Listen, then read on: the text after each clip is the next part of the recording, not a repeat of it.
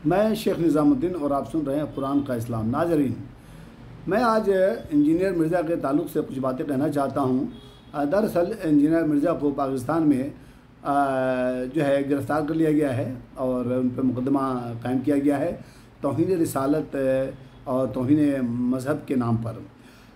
नाज़रीन, तो आप याद रखिए कि ये कोई नई बात नहीं है कि पाकिस्तान में जितने भी मजहबी जो मसलकी और फ़िरक़ाबंद और मसलकी मदरसा मौलवी हैं, ये सब लामबंद हो गए हैं और लामबंद होकर बाकायदा उनके ख़िलाफ़ जो है ये इस तरह की हरकतें की हैं और उन्हें गिरफ़्तार करवाया और उसके मुताबिक़ किए और उनको यहाँ ऐसी सज़ा दिलाने का प्रोग्राम बनाया और हुकूमत को मजबूर किया।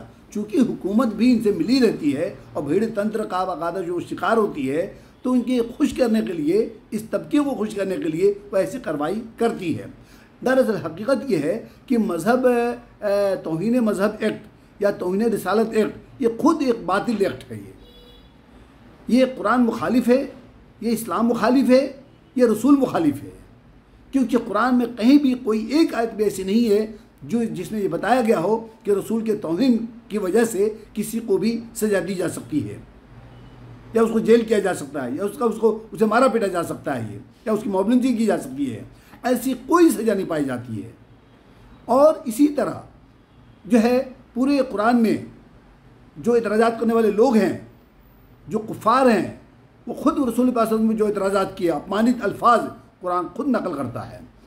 तो मालूम ये हुआ कि इस तरह के कोई भी एक्ट कुरान ऐसी दिफा नहीं देता है जिसके ज़रिए से कोई इस जुर्म में किसी को गिरफ़्तार करे या कोई ऐसी कानून बनाए। ये खुद बातिल कानून है। ये दूसरी बात, ये तमाम लामबंद होने वाले उनका जुर्म क्या था? असल में इस एक्ट के तहत या ऐसे जो जुर्म इन्होंने मशहूर कर रखा है तौहीन रिसालत, ये इस्तिलाह खुद बातिल है। ये कहीं भी कुरान में या हदीस में या जो है इस तरह की कोई इस्तिलाह नहीं पाई जाती है। और हदीसों में जो कुछ रिवायतें ऐसी मिलती हैं वो बिल्कुल ही बातिल हैं, फर्जी हैं। और सबसे बड़ी बात कि कुरान ऐसा कोई भी दिफा नहीं देता, कोई ऐसी सज़ा नहीं बताता।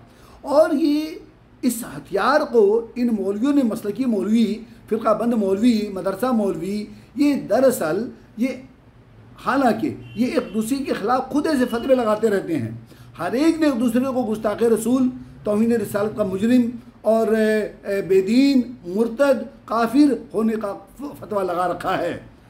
तो ये खुद एक दूसरे को नहीं ये बच पाएंगे। अगर इनके ख़िलाफ़ कार्रवाई की जाए तो कोई भी इनमें से नहीं बच पाएगा।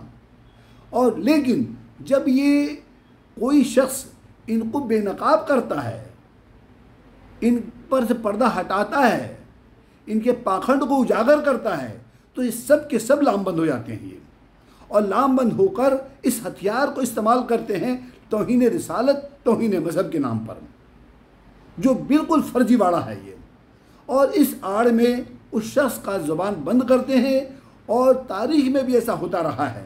बड़े बड़े साइंटिस्टों को, बड़े बड़े अहले इल्म व दानिश्वरों को इन्होंने मरवाया है, इन्होंने सर कलम करवाया, इन्होंने उन्हें जेल में डालवाया और कैद में उनकी मौतें हुई हैं और उन्हें मोबलिंग करवाई इन्होंने।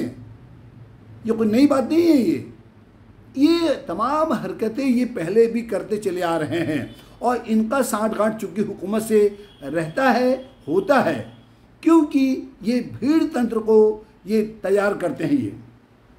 ये सब के सब अपने अपने भीड़ तंत्र का इस्तेमाल करते हैं, अपने अपने भक्तों, अंधभक्तों को इस्तेमाल करते हैं और प्रेशर बनाते हैं और बनाकर इस तरह की ऐसे लोगों के ख़िलाफ़ जो आवाज़ उठाते हैं, सवाल खड़े करते हैं, इनके पाखंड को उजागर करते हैं, इनकी तमाम ऐसे जालसाजियों को बेनकाब करते हैं, उनके ख़िलाफ़ ये लामबंद होकर उनके ख़िलाफ़ खड़े हो जाते हैं और उसी को मुजरिम बना देते हैं।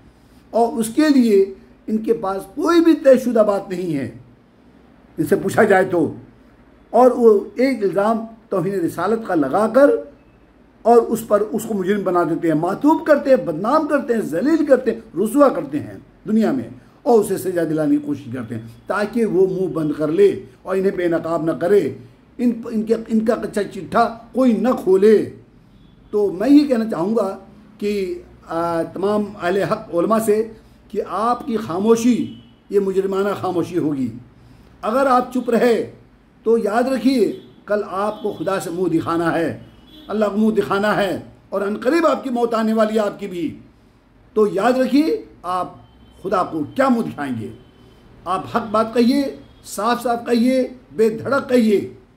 ज़िंदगी कोई एक यानी हमेशा की नहीं रहेगी, आपकी भी ख़त्म होगी, हमारी भी ख़त्म होगी, सबकी ख़त्म होगी, मौत आनी है। हक बात कहिए, हक के लिए जिए, हक के लिए मरिए।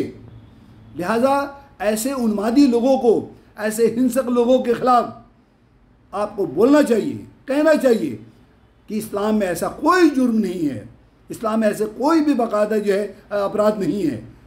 सवाल करना अपराध नहीं, सवाल में कुछ और बातें हो सकती हैं, आप इत्मीनान से जवाब दीजिए, उसे मुतमईन कीजिए, उसे समझाइए, बताइए और वरना खामोश रहिए। मैं इसी साथ अपनी बात को ख़त्म करता हूँ और मैं समझता हूँ कि इंजीनियर मिर्ज़ा के साथ इंसाफ होगा, इंसाफ होना चाहिए और इन तमाम की बात को सुनना चाहिए। किसी की बात को नकल करना ये जुर्म नहीं है। जिसने जुर्म लिखा है, ऐसी बकवास बातें लिखी हैं, अपमानजनक बातें लिखी हैं, मुजरिम वो है न कि उसको बताने वाला। आप बेगौर कीजिए, कुरान पढ़िए, समझिए। अल्लाह का दीन, रसूल का दीन कुरान है, कुरान से बाहर नहीं है। इन्नल्लज़ी फ़रज़ अलैकल कुरान, कुरान ही फ़कत फ़र्ज है। सूरा क़सस आयत नंबर 85।